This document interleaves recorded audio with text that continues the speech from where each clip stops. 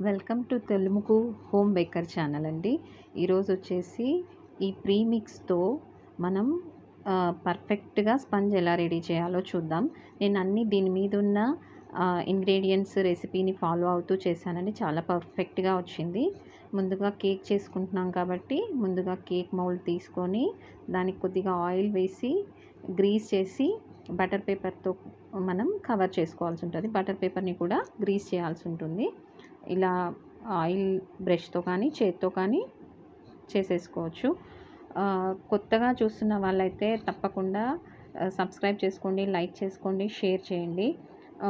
Home baking channel కాబట్టి ఇది home బేకర్స్కి చాలా చాలా యూజ్ అవుతుంది. తప్పకుండా అందరూ చూసి ఫాలో అవ్వండి. ఇలా బటర్ పేపర్ నేను ముందుగానే ఒకటేసారి కట్ చేసి పెట్టేసుకుంటానండి. ఇప్పుడు ఆయిల్తో దీని పైన కూడా మనం ప్రెస్ చేయాల్సి ఉంటుంది. ఎందుకంటే మన కేక్ బేక్ అయిన తర్వాత ఈజీగా కేక్ మోల్డ్లో నుంచి వచ్చేస్తుంది అన్నమాట. అందుకని పైన కూడా ఆయిల్తో పెట్టేయాలి. నేను ఈరోజు స్టవ్ మీదే చూపిస్తున్నానండి, ఓవెన్లో కాదు. ఇలా మనం రొట్టె చేసుకునే పెంకు కానీ మందపాటి పెంకు ఏదైనా ఉంటుంది కదండి, దాన్ని మనం ముందుగా ప్రీహీట్ చేసుకోవాల్సి ఉంటుంది. ఇలా ఒక స్టాండ్ పెట్టి దాన్ని వేడి బయటికి పోకుండా చూసుకునేటట్టు ఇలా ఏదైనా పెద్దది గిన్నెని మనం ముందుగా దాని మీద పెట్టేసి ప్రీహీట్ చేసుకోవాల్సి ఉంటుంది. ఒక 5 మినిట్స్ ఇలా ప్రీహీట్ చేసుకున్న తర్వాత మనము ఇప్పుడు కేక్ బ్యాటర్ ఎలా తయారు చేసుకోవాలో చూద్దాం. ఇది చాలా చాలా ఈజీ అండి. ముందుగా నేను ఇక్కడ 1 kg కేక్ చేస్తున్నాను కాబట్టి 1.5 కప్పు ప్రీమిక్స్ తీసుకున్నాను. ఈ మెజరింగ్ కప్స్ వీటన్నిటి గురించి నేను డీటెయిల్గా తర్వాత చెప్తానండి. ఈ 1.5 కప్కి వచ్చేసి 4 ఎగ్స్, తర్వాత వచ్చేసి ఇది 80 ml కప్ అండి. 1/3 కప్ కానీ 80 ml కప్. ఇందులో ఒక హాఫ్ కప్ వాటర్ తీసుకున్నాను.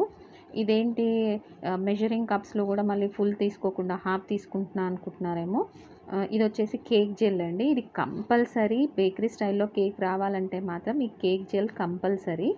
నేను ఎందుకంటే హోమ్ బేకర్ అనగానే ఏదో ఇంట్లో చేసినట్టు చేస్తే మాత్రం మనకి అంత పర్ఫెక్ట్గా రాదండి స్పాంజ్. అందుకోసమని ఇదైతే చూడండి మీరు పూర్తిగా. తర్వాత వచ్చేసి ఇది మిల్క్ ఎసెన్స్ అండి. మిల్క్ ఫ్లేవరింగ్ వస్తుంది మనకి.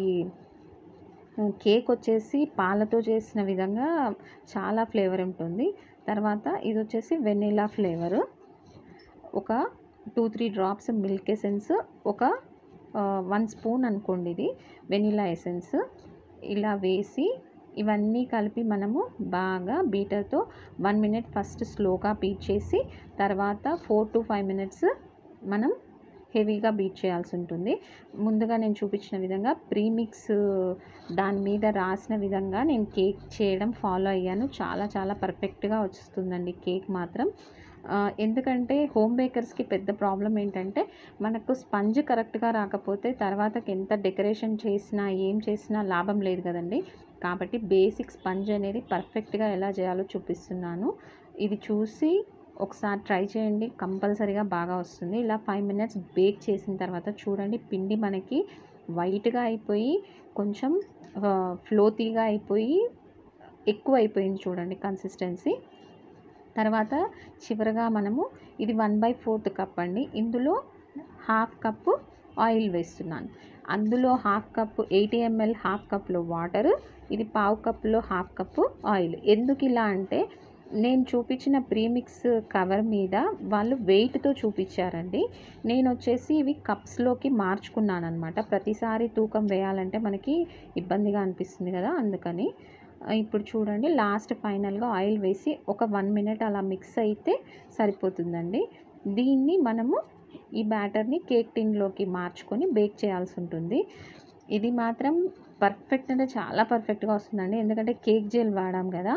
కేక్ జెల్ ప్రొఫెషనల్గా బేకరీలో వాడే ఐటమ్ అండి. ఇది మాత్రం మనకి 1 kg వరకు మాత్రమే దొరుకుతుంది. కొద్దిగా కావాలంటే ఆన్లైన్లో మనకి అవైలబుల్లో ఉంది. అది కావాలంటే నేను డిస్క్రిప్షన్ కింద లింక్లో ఇస్తాను, కావాలనుకుంటే తెప్పించుకోండి. కేక్ జెల్తో చేసిన కేక్ మాత్రం చాలా చాలా పర్ఫెక్ట్గా వస్తుందండి.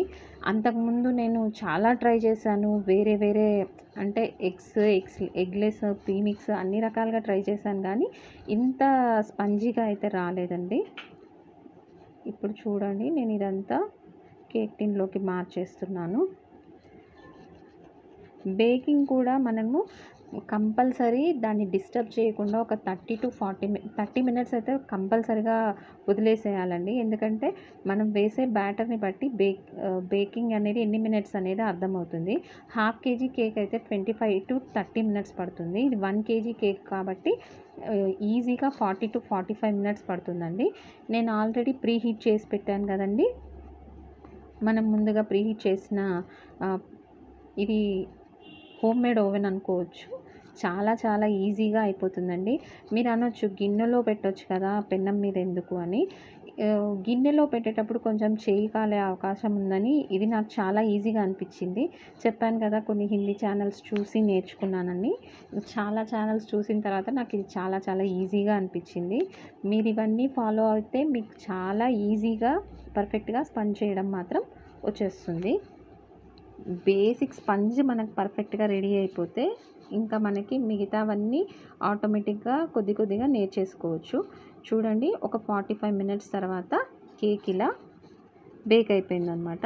చాలా అంటే చాలా స్పంజీగా ఎంత రైజ్ అయింది చూడండి.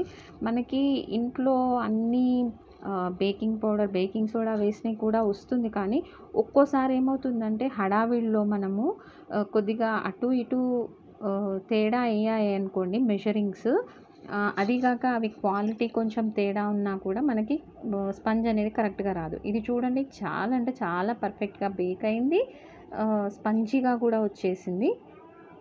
పర్ఫెక్ట్ బేసిక్ స్పంజ్ అంటే ఇదే అనుకోవచ్చు. మనకి ఇంట్లో బేకరీ స్టైల్లో కేక్ అని అనుకోవచ్చు. ఇది మాత్రం ఎవరైనా ట్రై చేస్తే మాత్రం పర్ఫెక్ట్గా వచ్చేస్తుందండి. మీకు కేక్ జెల్ లింక్ కావాలంటే మాత్రం డిస్క్రిప్షన్లో ఇస్తాను, చూసుకోండి. ఇది చూడండి, నేను ఇప్పుడు 1 కేజీ ఆల్రెడీ వేరే ఆర్డర్ ఉంది, ఆర్డర్ కోసం తయారు చేశాను, అదే మీకు చూపిస్తున్నాను. మీరు ఇలాగే ఫాలో అవుతూ నన్ను ఎంకరేజ్ చేస్తే చాలా చాలా బాగుంటుంది, మీకు కూడా యూజ్ అవుతుంది. పక్కా హోమ్ బేకర్స్కి మాత్రం చాలా చాలా యూస్ఫుల్ అవుతుంది. నాలాగా స్టార్ట్ చేసిన వాళ్ళకైతే ఇంకా హెల్ప్ఫుల్ అవుతుంది. మీకు ఇంకా ఇలాంటి మీకు ఇంకేమైనా డౌట్స్ ఉంటే నన్ను క్లియర్గా అడగొచ్చు, నేను క్లారిఫై చేసే విధంగా చేస్తాను. ఓకేనా అండి? బాయ్ అందరికీ. పర్ఫెక్ట్ స్పంజ్తో.